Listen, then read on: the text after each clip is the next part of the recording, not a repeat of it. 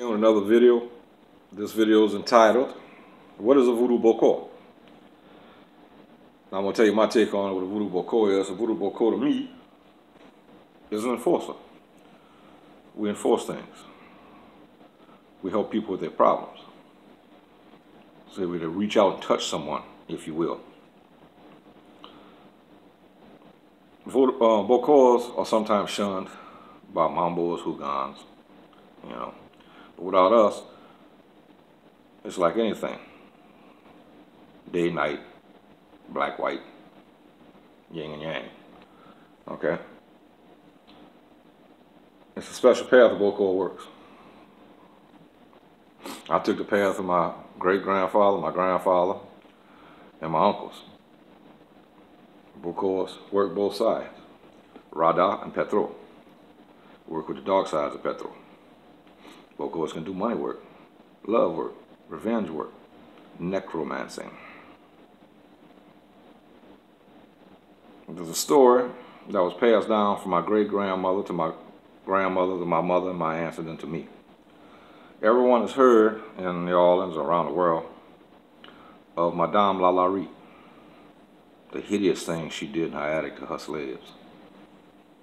I mean, it was unspeakable. This woman made Jeffrey Dahmer look like a goddamn Boy Scout. So the story was passed down till it got to me, was that Madame LaLaurie was tipped off that they were coming for her.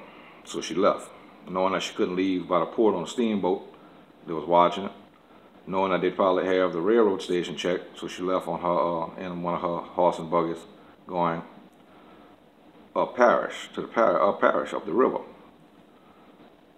Now, it's reported that one of the girls, maids that was in the house, took a hairbrush that she left behind that had her hair in it and brought it to Bokor. Bokor was supposed to put the work out.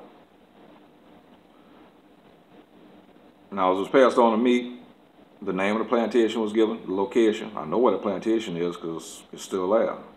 It's a tourist site for people who take plantation tours. The owner of the plantation, name matches up. Okay?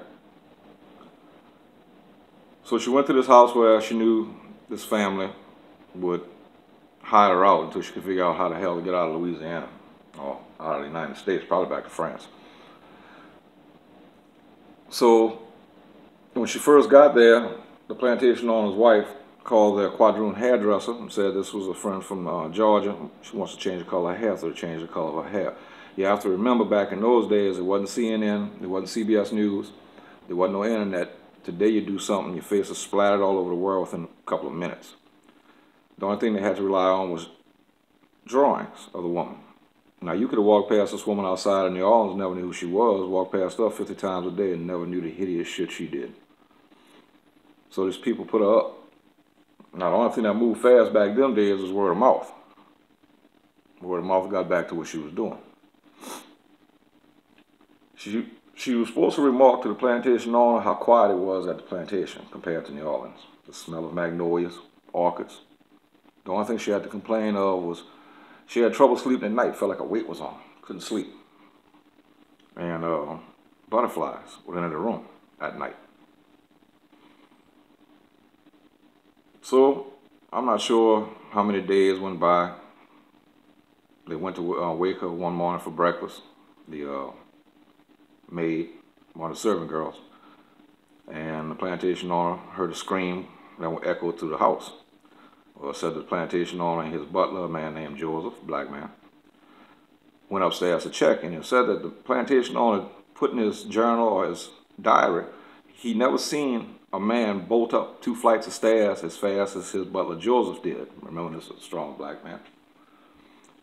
So when he got to the door, what greeted the sight was a lady laying on the bed that looked to be about 80, 88 years old, hair white, skin pulled back, wrinkled, eyes wide open, mouth wide open, as the plantation owner said, as if she looked upon the devil himself. So, knowing what she had done, he couldn't say this was Madame LaLaurie. Okay? I kind of frowned on him in the community. They called the family doctor, told the family doctor this is my elderly aunt from Shreveport. The only thing he knew with health problems, she was elderly. So the doctor signed off on a death certificate, the name of the lady. He gave her the first name and his last name as a relative, that she died of age in her sleep of a heart attack, possible heart attack. They also said where she was buried and what name she was buried under. I'm not going to say it, okay? I never went out and looked to see if this psychopathic murderous bitch was in that grave. You know, I'm not going to give tourists a chance, if this is right, to go over there and visit the plantation home where she was rumored to die at and her location of death. I'm not doing that. You know, as far as I'm concerned, this bitch can rot in hell. But do I believe the story? Yeah, because one, it came from my great-grandmother. Two, there's a lot of validity in what was said. First, the hairbrush with the hair. Any Bokor knows, any root worker knows, the best thing to have when you want to do dark work, necromancy, whatever you want to call it, is the essence of the body. Hair, fingernails, blood, skin, semen. You're working with the body's essence. It's powerful, very powerful. It's zero ends on a person. So I believe that part. I also believe that she had to go upriver to another parish to hide out. I also believe what makes it more believable, even though it's passed down from my great-grandmother, of what she reported. She couldn't sleep at night. I felt a heaviness and the butterflies in the room. Now to me, that tells me that Bokor unleashed a Baka. A Baka in Voodoo is a job. It's a demon. Baka can show up in many ways. Baka can be invisible. Baka can show up as a young child. Baka can show up as any animal it wants. Reportedly, a lot as a black dog and butterflies. So yeah, a lot of it adds up. A lot of it adds up, because you have to remember, she went into history. She got in her carriage and went down the foggy street in New Orleans and was never seen again, like she vanished off the face of this earth. So is it true? Not sure. It was passed down. I believe it because it was my great-grandmother. A lot of names were given. Locations were given. Okay? Places that could be verified today because they are there. Verified that that owner of the plantation was the owner of the plantation back then. Okay? So yeah, I believe it.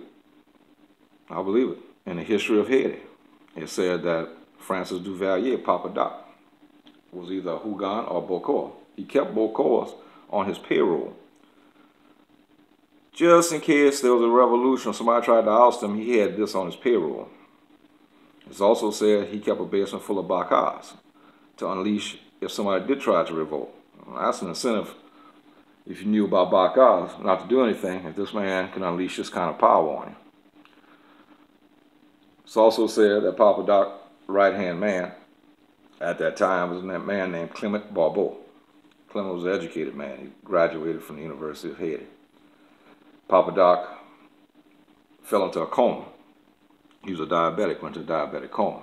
Clement Barbeau saved his life by injecting insulin straight into him, I guess. So the United States came and flew him to Guantanamo Bay in Cuba so he could be treated. And Clement Barbeau took over the country while Papa Doc was gone. Now I said that Papa Doc, when he came back, wasn't right anymore. They think that some kind of brain damage happened when he was in a coma for so long. He accused Clement of trying to take over the country. So he took pity on Clement, didn't execute him, like Papa Doc would have. He put him in prison for 6 years. Clement got out of prison and it said that he made it his life mission to take Papa Doc down because he betrayed him. He was honest with Papa Doc. He would have died for Papa Doc, so it said. Clement Barbeau was rumored to be the one that was behind Papa Doc's children's bodyguard and chauffeur being executed. Missed the children. I mean, he probably went after the kids. That was probably Baby Doc, Jean-Claude. I think the girl's name was Denise Duvalier, I think. Did an attack on a Tonton Macout's barracks, took some Tonton Macout out. Made a phone call that got through to Papa Doc one morning. He knew Papa Doc's schedule. He knew when Papa Doc had his breakfast, he knew when he was drinking his coffee. Made the call at that time, got through to Papa Doc. Told Papa Doc, don't drink the coffee, I just poisoned it. And it was reported that Papa Doc put the cup down and told him, Clement, I'm going to have your head. They were supposed to have Clement and some of his people surrounded in a building in Port-au-Prince. They reported seeing Clement running by one of the windows, so they said they knew he was there. They charged the building. Clement wasn't found. Said the only thing that they found was a black dog that came from around the building, stood there, looked at him, growled, and ran off. Well, this was reported back to Papa Doc. Papa Doc gave the order to kill every black dog in Haiti, thinking that Clement was a powerful Bokor and turned himself into a black dog, which appears a lot, they say, as one of the forms of a Bokor. I guess after you go to Haiti today, you don't see that many black dogs because the bloodline was wiped out by Papa Doc, thinking that was Clement Barbeau. They finally tracked Clement down one day, him and his brother and some of the people, in a sugarcane field, and killed him. But that goes to prove how people think how strong a Bokor is. You know, Papa Doc was sure that Clement had turned himself into that. Well, he eradicated every black dog in Haiti. Was it? Don't know. Wasn't that? You know, it goes back to the story of my great-grandmother. Believe it? Yeah. My great-grandmother said it. Too many things that back what she was saying. Okay? Too many things that I could go to and actually touch to say it was real. One, the plantation house. Two, the owner of the plantation house at that given time. Okay? Now, I didn't delve into the records, finding out about a elderly aunt that might have died in her sleep. I guess there's a record somewhere. You know? Hold a record somewhere in that parish. And a burial spot. Yeah, I believe it. So, a Bokor is a jack of all trades. Okay, when it comes to necromancy. You know, people that looks at my videos and say, you know, I'm an ex-cop. Don't worry about my past life. That was in this now. Business is business. Okay? If you run a stable out in the streets and you're all into something and you want your business to pick up with your women, hit me up. Ain't no problem. I didn't get in your way when I was in uniform. You didn't get in my face with bullshit that made me look bad. I never bothered you. Never did. It was only until you know, a blowtorch was pushing my face about something, I did something. You know, I did protection work for a particular young man in New Orleans years ago. All right? It worked. He kept the star-crusted offering. As I told him, no matter if you have this work, you can't go out there and think you're Superman doing stupid shit, you're going to be protected. You got to walk behind spirits. Never had a problem.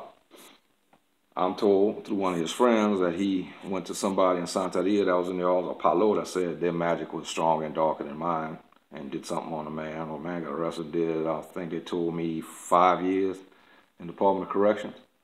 That don't sound like a protection spell to me. I don't know what happened to the worker. Make your own judgment about it. So that was my short take on Bokors. If you have any questions, leave them at the bottom. I'll be glad to get back, try to fill in some blanks. I'm proud to be a Bokor. I don't shun it. I'm not a hooligan. I don't get involved in ceremony. I stand in the background. You know, I don't turn the other cheek. Fuck, my cheek's been slapped so many times in my life, they both red. I don't turn them. You know, for the right amount of money, I don't have a problem doing anything. Okay? So that was a short history on Bokors. That was my take without getting too involved in it, letting any secrets out. So hope everybody understood it. If you have any questions, leave it at the comments, and I'll get back to you. As always, thank you. Like, share, and subscribe.